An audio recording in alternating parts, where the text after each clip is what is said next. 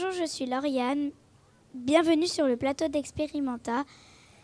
Je suis en compagnie de Sacha et Lilia. Nous accueillons l'équipe de Dream Machine avec... Quentin. Juliette. Et Louise. On est du collectif SIN.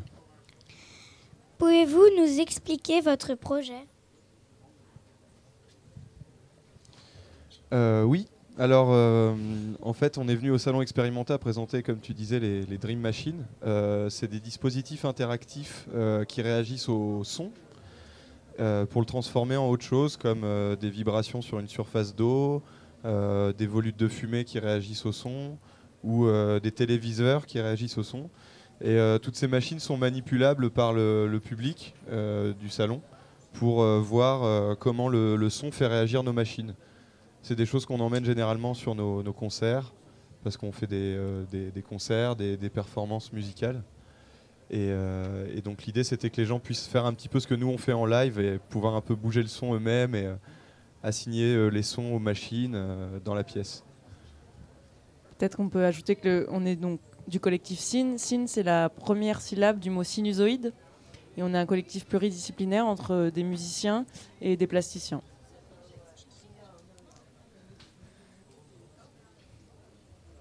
Pourquoi faites-vous ce travail ?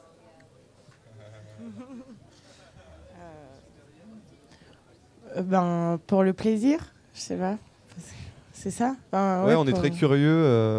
Je crois qu'on est curieux de comprendre comment les choses marchent. Et la porte d'entrée pour nous, ça a été le son. On est tous issus d'études plus ou moins artistiques. Du coup, c'est vrai que le médium de l'expression plastique, comme ça, que ce soit la musique ou les installations, c'est quelque chose qui a été assez naturel chez nous. Mais on aurait pu très bien être ingénieur et faire moins des installations que des, je sais pas, travailler dans des Fab Labs ou ce genre de choses. Et comme disait Louise, c'est pour le plaisir, c'est qu'à la base, le collectif, c'est une aventure amicale avant d'être un travail. Et voilà. Et puis, surtout, quand on travaille, comme on l'entend avec le collectif, c'est souvent de l'amusement. Donc on s'amuse, même si des fois on doit faire des choses, beaucoup de travail, c'est quand même, ça reste de l'amusement et du partage aussi. Comment vous êtes venu l'idée de Dream Machine ? Comment vous êtes venu l'idée de Dream Machine ? Alors, le nom qu'on a choisi, Dream Machine, c'est un hommage à la première Dream Machine qui a été inventée par un artiste en 1962, si je ne dis pas de bêtises, qui s'appelle Brian Geising, qui avait fait un dispositif où c'était une tour de papier ajourée, donc avec des trous, qui tournait sur une platine vinyle.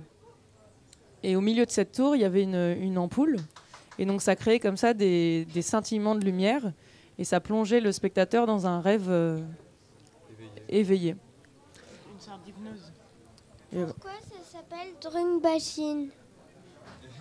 Exactement pour ce qu'on vient de te dire à propos de Brian Geising, c'est-à-dire qu'il y a cette personne qui, dans les années 60, a inventé cette machine très simple, qui est en fait juste un clignotement lumineux, et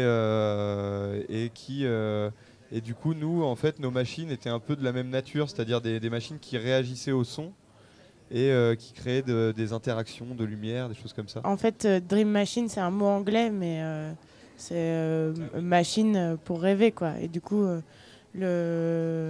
l'hypnose, enfin l'état d'hypnose éveillé qu'on peut obtenir grâce à un clignotement de lumière comme ça, c'est un état qu'on peut retrouver dans plein d'autres situations, notamment avec le son. Quel est votre métier, votre formation ? D'où venez-vous ?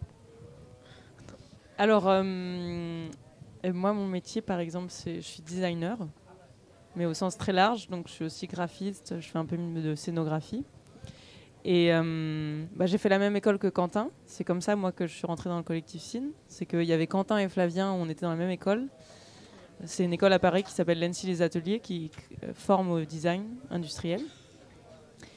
Et voilà. Après, au sein du collectif, on vient tous de régions différentes de France, mais on s'est tous rencontrés, comme disait Quentin, dans des écoles. Après, oui, Louise, toi, tu étais à Bruxelles. Nous, on s'est rencontrés à Bruxelles, ouais.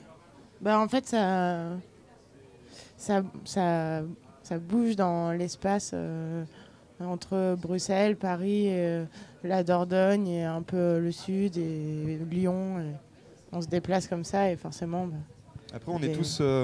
il y a plein de profils différents quand même au collectif, même si il y a une grande majorité de gens qui viennent d'écoles d'art. On a accueilli un charpentier il n'y a pas longtemps. Et du coup, on est comme ça, à la fois un peu autodidacte sur plein de disciplines, mais en même temps, on est un peu des spécialistes de la vidéo, du son, de la construction.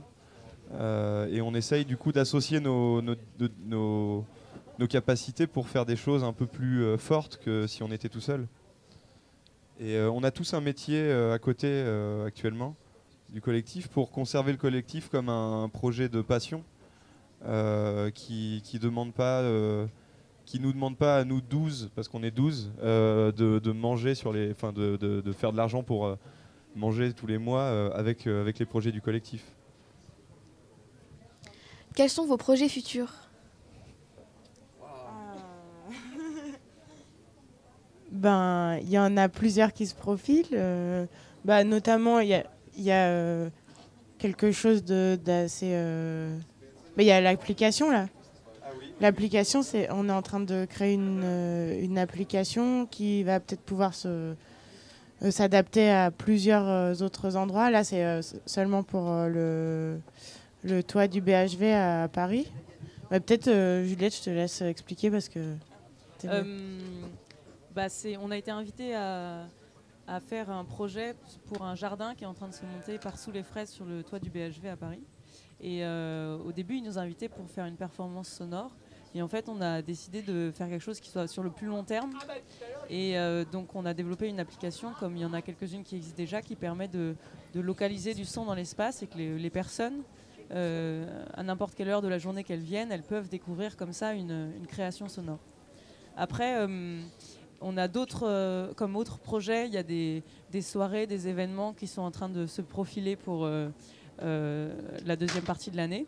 Et aussi, moi j'y étais pas, mais Quentin et Louise, cet été, sont allés avec une grande partie des membres du collectif et d'autres amis, enregistrer des sons de cloches de vaches en Suisse. Peut-être que je peux vous laisser en dire un peu plus et peut-être parler même du premier vinyle qu'on avait fait. On continue à faire de la musique au collectif et la musique un peu particulière parce qu'on enregistre du son à l'état naturel comme ça dans la nature. Et notre premier disque, ça a été d'enregistrer du vent qui soufflait dans une tour un peu en haut d'une montagne comme ça et qui faisait des résonances hyper jolies. Et on en a fait un disque qui est sorti sur le label Pan-Européen. Et ils nous suivent sur un deuxième disque, et pourquoi pas d'autres, on verra. L'idée, c'était de s'aventurer en Suisse pour enregistrer les cloches de vache. Et c'est cool quand même, les cloches de vache, non ça... Et aussi d'en faire après de la musique de cet enregistrement. Il y a une partie, une face où on montre le son pur tel qu'on l'a enregistré à ce moment-là. Et une autre partie où il y a des remixes faits par les musiciens du collectif. On a aussi un sound system qui nous sert à sonoriser les performances qu'on fait. Il y en a une partie qui est actuellement dans la salle d'exposition du salon. Et ce sound system, on a tendance à vouloir le faire grossir et le développer toujours plus. Donc c'est un petit bébé pour l'instant, on l'appelle bébé. C'est notre sono. Elle nous sert à être autonome sur la diffusion de notre musique et de pouvoir sortir des salles de concert et faire des choses ailleurs.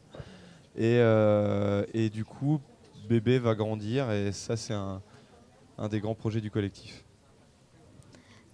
D'accord.